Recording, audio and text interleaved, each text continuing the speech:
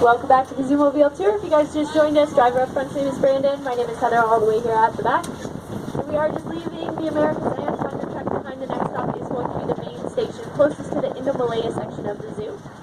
So over on the left-hand side, you can see one of our greenhouses just kind of behind all those trees there. This is where we grow all the plants here at the Toronto Zoo. It's actually valued at about $5 million. Pretty expensive plants in there. There's actually some plants in there that are extinct in the wild, only existing in greenhouses, and you can find some of these plants scattered throughout the pavilions of the zoo.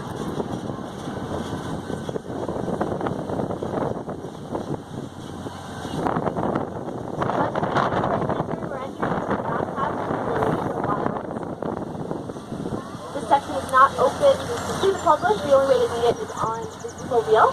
But they did just open up the new walking path of your age, I believe 2 years ago. They opened that up where you can find the red pandas, snow leopards, a bunch of types of birds in there. If you guys haven't checked out Eurasia, definitely recommend it. That's also where you can find the giant pandas, and the viewing for them does close at 6:30, so make sure if you haven't seen them yet that you head over as soon as possible.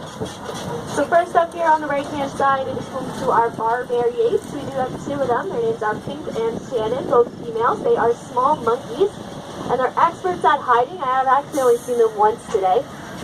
So they're actually referred to as the snow monkeys because they do have a very thick fur coat as well as a double layer of skin on their faces to protect them from high winds, so they're not too fond of the sunshine.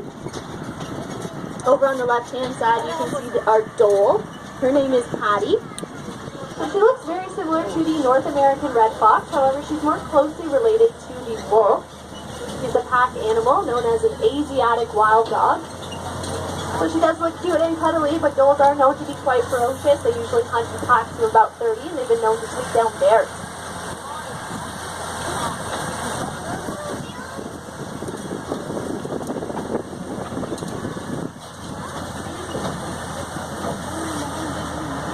So the next section of the tour is the Eurasia drive-thru. This is actually where we go in with the animals instead of around them.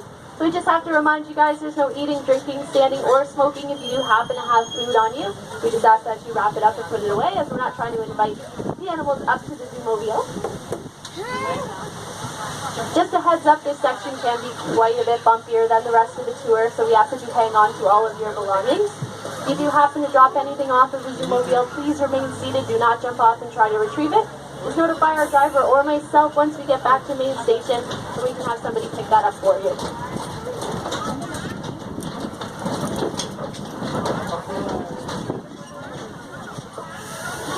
See? Quite a bit bumpy. So we're just going to pause for a sec to allow the gate behind us to close, and then we'll continue on into the Eurasia drive-thru. So there's 3 different animals in here. We have our Przewalski horses, our Himalayan yaks, as well as the mouflon.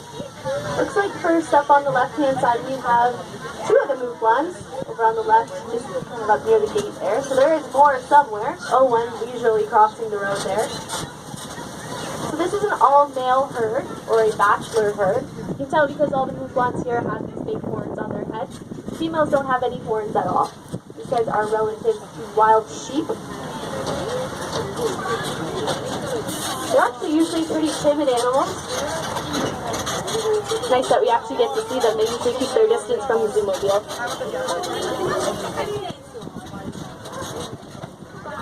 Next up on the left-hand side, we have our herd of Przewalski horses. It's an all-female herd with 1 dominant male, so there is 1 male in here. He's got a marking of C26 on his neck, so if you see his, that is the dominant male.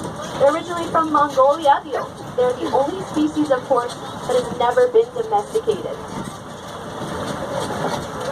You guys may be wondering why they look all similar in shape, size, and colors. It's because they come from a very narrow gene pool. At one point in time, there was only about 17 of these horses left in the world. But due to captive breeding efforts, that number is now in the thousands, and they started releasing small herds back into reserves on the Gobi Desert.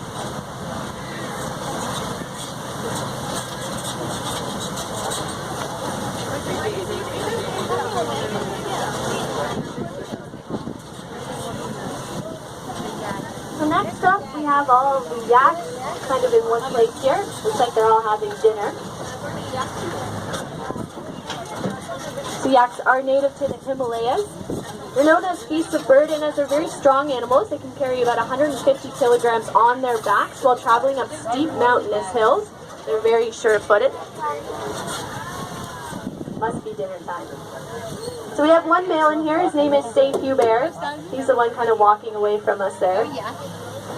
So the males, you can tell because they have straight horns that kind of point upwards. These females here, they all kind of curve backwards towards their tails, and their horns are a little bit thinner. There's a couple in here with tiny horns. They're juveniles. They were born 2 years ago.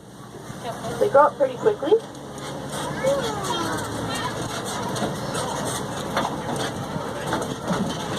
So that's it for the Eurasia drive-thru. Again, we're just going to stop for a second to let the gate behind us close.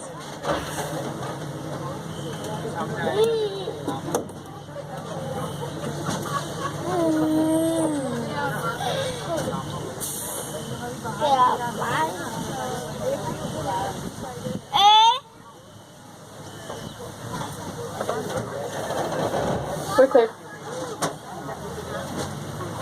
So next up on the left-hand side, we have two of the llamas here.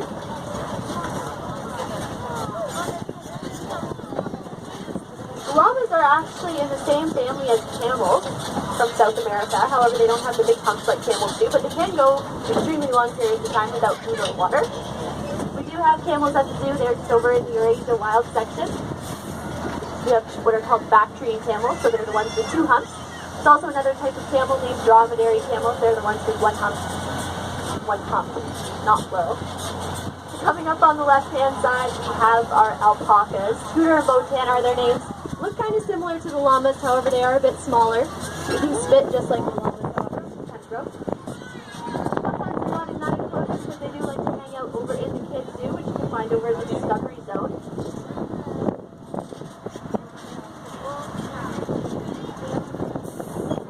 About to pass the giant panda exhibit. So over on the left-hand side, this is the Panda Interpretive Center. This is where you can go to find out all these facts about pandas that you would ever need to know.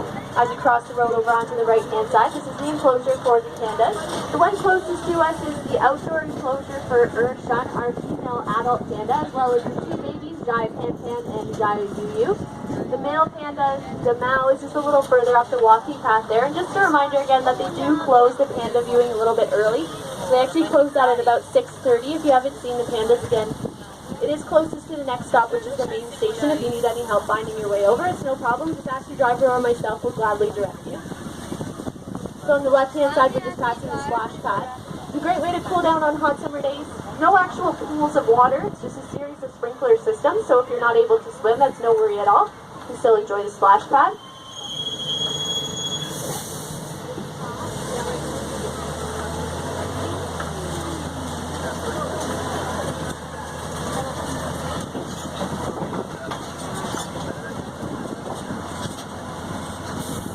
The next section here we are in is the core woods. This is located directly in the center of the zoo. All the pavilions were built strategically around it. So straight ahead of us we have Indo-Malaya, to the right would be Africa, behind us is the Americas and Tundra Trek, and to the left we have Eurasia, as well as the boutique gift shops, entrance and exit. Just a little glimpse of the Rouge Valley. It's been left untouched in its natural state. Get to keep your eyes out for some of the local wildlife. Sometimes you see different varieties of birds in here, squirrels, chipmunks, raccoons, sometimes foxes are found in here.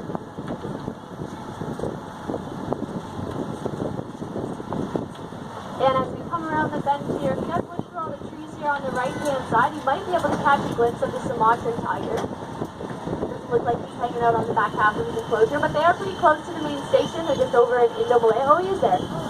So if you guys want a closer up look, he is over in Indo-Malaya. It's just a short walk from the main station, which we are currently going into.